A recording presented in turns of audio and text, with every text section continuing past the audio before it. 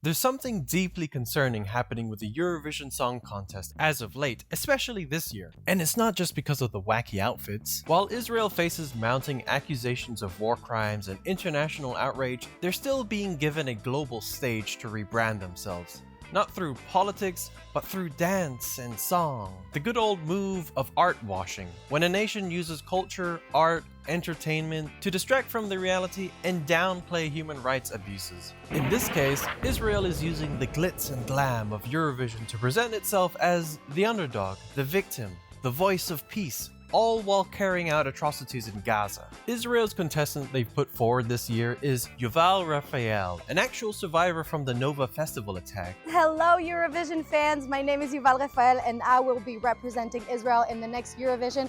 I can't wait to see you all in Basel. Now, let me just be clear that this isn't about dismissing the fear and trauma Yuval experienced. What I'm talking about is how Israel, in the 69th edition of the Eurovision Song Contest, has chosen a contestant whose very presence functions as just one enormous sob story. You know how American Idol sort of takes someone aside and gives them a little whisper in the ear? Those tears are dollar bills, alright? That is what this feels like, because not only does Yuval's persona and story of victimhood and resilience gets paraded around, the song she will perform just looks like a desperate attempt for a PR rebrand for the state of Israel. And, of course, Eurovision proves once again that its supposedly no politique rule only seems to apply when it's convenient. But first, allow me to explain real quick what the Eurovision Song Contest is and how it works if you're unfamiliar. It would help grasp the not-so-subtle image makeover Israel is going for here. Because while it might seem like just another song contest, it is quite a cultural and political, whether they like it or not, spectacle watched by around 160 million people each year. And when a country like Israel takes center stage, especially in a year like this, there is a lot more going on than a fun and silly competition. Ladies and gentlemen, esteemed delegations, dear guests from all around the world, this event unites us all, crossing borders, crossing languages, creating a shared space. So maybe you've seen some snippets of it and wondered, is that what goes on in Europe?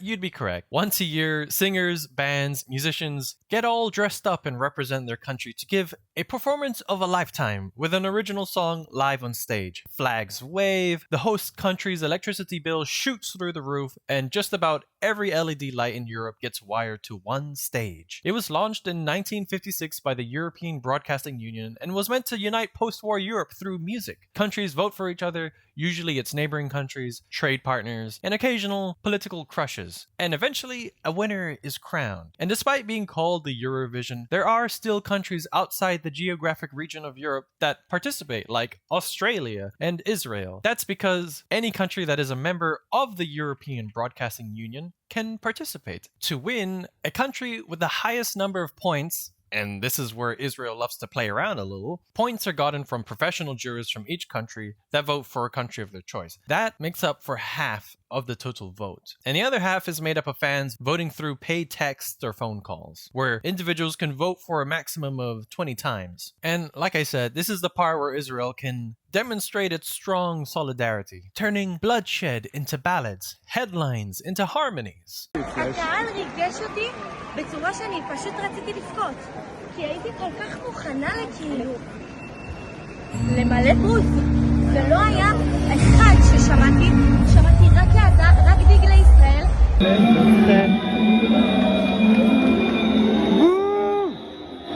Because when it came to the public vote for Israel in Eurovision 2024, just 7 months of responding to October 7th with a genocide, Israel received 323 public votes. 323 points.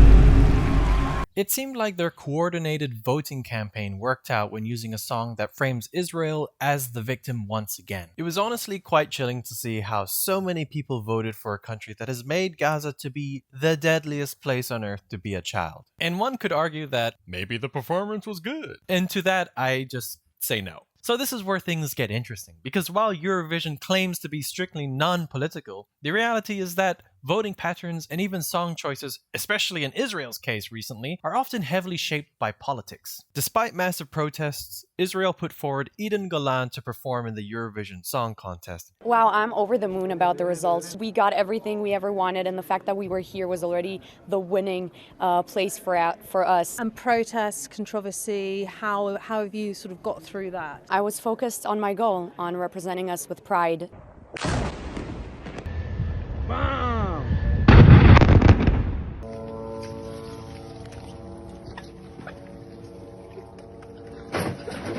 And nothing around really affected me. Eden's song was originally called October Rain, which directly referenced the Hamas attacks and leaned hard into a one-sided narrative of Israeli victimhood. Organizers of the Eurovision Song Contest stepped in and asked for changes, citing Eurovision's ban on overtly political messaging. And in response, the official Israeli broadcaster stated, "Israel must sound its voice with pride and its head high and raise its voice in every world forum, especially this year." Yes, because what better year for patriotic flexing than 2024? The same year Israel was responsible for unaliving 16,456 Palestinian children. So a rewritten version was submitted and their song was renamed Hurricane. We are flipping through weather reports trying to find something that sticks. Though that didn't stop the backlash and protests continued. Accusations of artwashing mounted, artists threatened to boycott, and yet Israel was still greenlit to perform. And now we come to today. It's 2025. Israel hasn't exactly taken a day off in war crimes. You see the word genocide now being used by legal scholars, human rights groups, and at the International Court of Justice. Protesters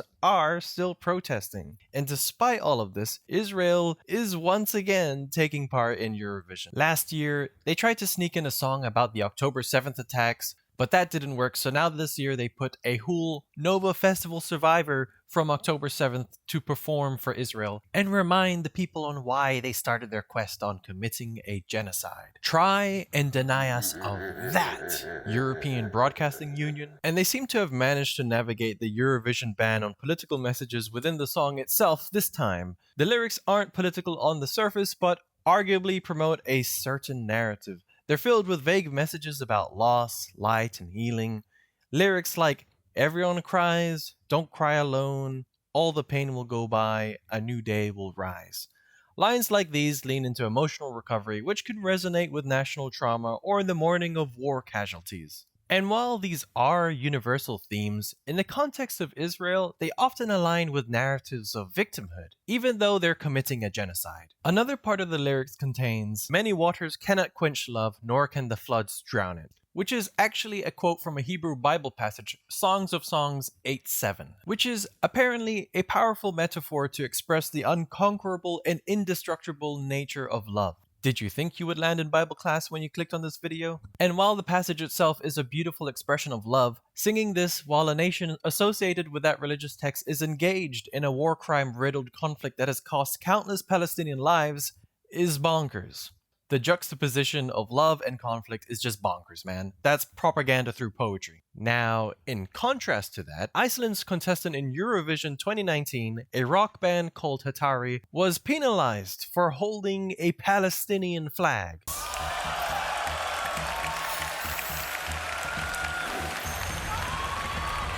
And we go to France. Our next country is France. According to EurovisionWorld.com, the Icelandic broadcaster was fined 5,000 euros for holding the Palestinian flag. The contest organizers said that this gesture infringed their rules banning political gestures. Literally a Palestine flag. It doesn't even say Free Palestine on it. So in 2019, a silent flag was too political. But in 2024 and 25, an entire song wrapped in Zionist symbolism is just art. This leaves us with the question. Is neutrality really neutral if it punishes the oppressed while platforming the powerful? It suggests that showing empathy for Palestinians is seen as controversial. So as a response, you will find some artists to find creative ways to show their solidarity with Palestinian suffering. Like Eric Sade. I'm sorry, I don't know how to pronounce that name. Eric from Sweden did with discreetly wearing the keffiyeh. And of course, with the EBU being the fun bunch of bastards they are, they issued a statement regretting that Sade wore the scarf. We regret that Eric Sade chose to compromise the non-political nature of the event.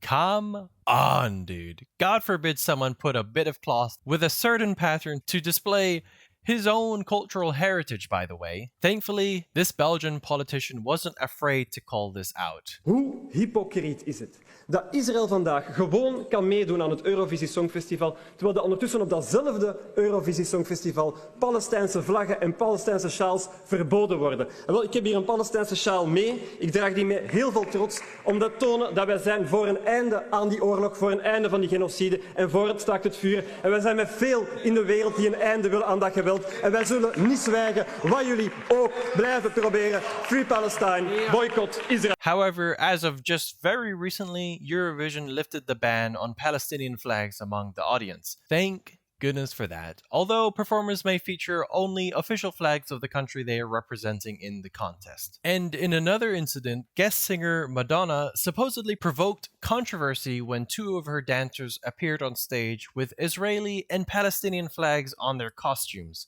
As a response from Israel's culture minister, Miri Regev, it was an error. Politics and a cultural event should not be mixed. Which is gobsmackingly hilarious because today Israel is trying to do just that more than any other contestant in this year and the last year. So I'm inclined to think that Miri Regev might have been talking about something else when talking about not being able to mix two things together. Another glaring double standard lies in how quickly Russia was banned from Eurovision in 2022 following its invasion of Ukraine.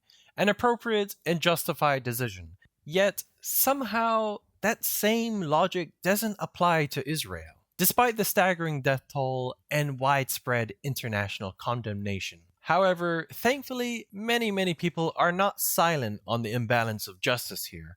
Across Europe, there have been street protests, online campaigns, and growing calls for a boycott of Eurovision 2025. Over 70 former contestants and industry figures have signed open letters urging the European Broadcasting Union to take a stand. Yet, Israel remains in the competition. Why? Well, part of the reason why might be because one of their presenting partners is Moroccan Oil, an Israeli cosmetics brand, and has been an event sponsor since 2020. The official Eurovision site does have a part in their FAQ that's all about why Israel is still participating, and honestly, it would save everyone time if they could just be upfront and be like, guys, Moroccan Oil is a sponsor. Don't ruin this for us. Anyway, they put voices against genocide in an impossible position where if you push back, suddenly you're the one trying to cancel a survivor of a terrorist attack. Consider watching something else tonight. Stay loud because your voice always makes a difference. And thanks for watching the video. Bye bye.